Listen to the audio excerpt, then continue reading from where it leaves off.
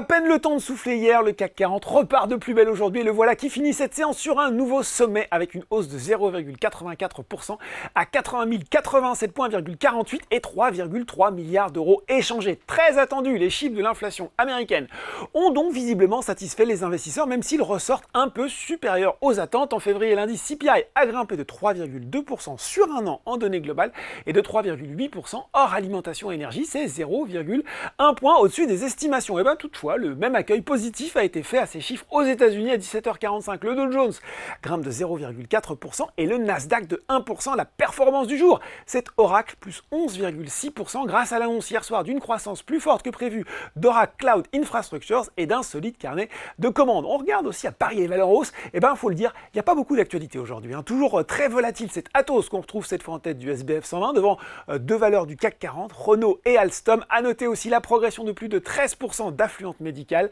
la Medtech qui a annoncé aujourd'hui la réussite de la première implantation chez l'homme de son dispositif médical mini-invasif Artus pour le traitement de l'incontinence urinaire dans le cadre d'une étude pilote européenne DRY. Voilà, du côté des valeurs en baisse, la pression reste forte sur le promoteur Nexity qui cède encore près de 6% aujourd'hui et désormais 47% depuis le début de l'année. De son côté, Voltalia repart dans le rouge alors que pour rappel, Euronext a annoncé la sortie du groupe de l'indice SBF 120 au même titre que Clariane et Fnac Darty. La route reste également compliqué pour Forvia, l'équipementier automobile qui a finalisé l'émission obligataire senior précédemment annoncée d'un montant d'1 milliard d'euros.